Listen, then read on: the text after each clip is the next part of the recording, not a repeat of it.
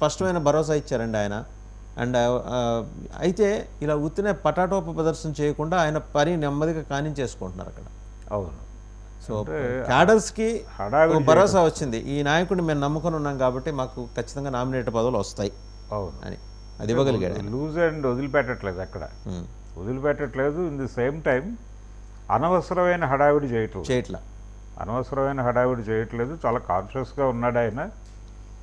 తను తీసుకునేటువంటి నిర్ణయం, మాట్లాడే మాట ప్రతిదీ రికార్డ్ అవుతోంది, రిజిస్టర్ అవుతోంది అనేటువంటి స్పృహతో ఉన్నాడు ఆయన. చాలా అందరూ అలాగే కనిపిస్తున్నారు దాదాపుగా. చంద్రబాబు నాయుడు గారు అందరూ అలాగే కనిపిస్తున్నారు, కానీ చంద్రబాబు నాయుడు గారు కొంచెం దూకుతున్నాడు ఈ మధ్య. మొదలైంది నిన్న మాట్లాడారు కదా, ఇది పవర్ ఇసుక అంటే ఇంటికి వచ్చి నేనే తీసుకొచ్చి ఇంట్లో దింపాలా అని. అది మాత్రమే కాదండి, ఆయన నిన్న ఈ పవర్ వ్యవహారానికి సంబంధించి మీడియాతో మాట్లాడిన సందర్భంలో కూడా 1 by 1 నాకు కొంచెం స్పేస్ ఇవ్వండి అని చెప్పి సీరియస్ అయ్యాడు ఆయన. వరుసగా మీరు ఏ డివిజన్కి పెడితే ఆ డివిజన్కి వెళ్ళిపోయి ప్రశ్నలు అడగండి, ఒక సబ్జెక్ట్ తర్వాత ఇంకో సబ్జెక్టుకి రండి అనే ధోరణిలోనే. అంటే ఆ డిసిప్లిన్ ఆయనకు మొదటి నుంచి ఉంది సార్. ఏదైనా 1 by 1 వెళ్తారు, అయితే కొంత అసహనం ఏదైనా ప్రదర్శించి ఉండొచ్చేమో, కానీ వెరీ డిసిప్లిన్డ్గా ఉంటారు. ఆయన సబ్జెక్ట్ ప్రిపేర్ అయ్యి వస్తారు, ఏదైనా మాట్లాడాలి ప్రిపరేషన్ కనిపించింది, ప్రిపరేషన్ కానీ అండ్ ఫింగర్ టిప్స్ మీద ఉంటాయి. ఆయన స్టాటిస్టిక్స్ కాగితాలు చూసి చదవటం అలాంటి ఉండవు ఆయన దగ్గర, అటువంటిదేం లేదు. కాకపోతే కొద్దిగా కోప్పడ్డాడు ఆయన.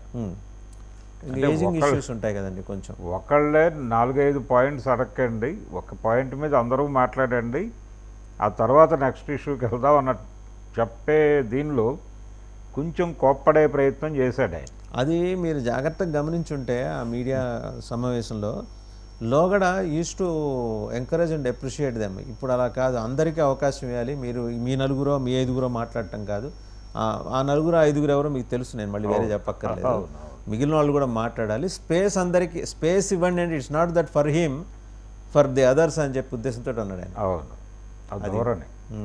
అది చాలా రిఫైన్డ్ హిమ్సెల్ఫ్ అండి.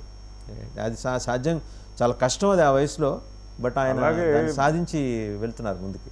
జగన్మోహన్ రెడ్డి మీద వచ్చినటువంటి క్వశ్చన్స్ని కూడా ఆయన, నేనేం చేయాలి ఇప్పుడు ఆయన్ని చెప్పండి, మీరు చెప్పండి ఏం చేయమంటారు అని అడిగాడు ఆయన. అది అలాంటివి కొంచెం పర్సనల్గా తీసుకున్నాడా ఈయన అనిపించేలాగా జరిగింది. అయితే పవన్ కళ్యాణ్ దగ్గరకు వచ్చేసరికి టోటల్గా తను కంట్రోల్లో ఉండటం మాత్రమే కాకుండా పార్టీ శ్రేణులకి కూడా పదే పదే చెప్తున్నాడు ఆయన, బాబు ఎక్కడా ఓవర్ డైలాగ్ వెళ్ళకండి, బరి దాటి వెళ్ళే ప్రయత్నం చేయకండి, ఏదున్నా సరే ఇంటర్నల్గా మాట్లాడుకున్న తర్వాతే బయటకి ఓపెన్ అవ్వండి తప్ప, ఒక కన్స్ట్రక్టివ్ డైలాగ్ ఉండాలి తప్ప ఎక్కడా లూజ్ అండ్ ఇవ్వకండి అన్న ధోరణిలో చాలా కాన్షియస్గా చెప్తున్నాడు వాళ్ళకి. రోజుకోసారి కాస్టర్ నోటీసులు పంపిస్తున్నాడు.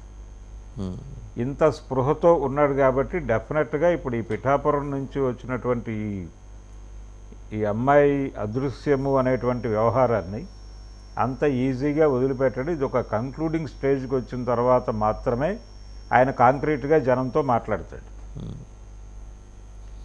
రెండోది, మీరు ఎలా వ్యవహరించాలి ఏంటనే దానికి సంబంధించి జనసేన కాన్స్టెంట్గా జనసేనాని ఇస్తున్న సజెషన్స్, డైరెక్షన్స్, వార్నింగ్స్ ఎలా పనిచేస్తున్నాయని ఒకసారి చూస్తే ఒక సటిల్ అబ్జర్వేషన్ ఏంటంటే, హోంమంత్రి అనిత గారి ఓఎస్డీగా వైసీపీ కార్యకర్త, అది నిన్న నుంచి మోగుతోంది సోషల్ మీడియాలో.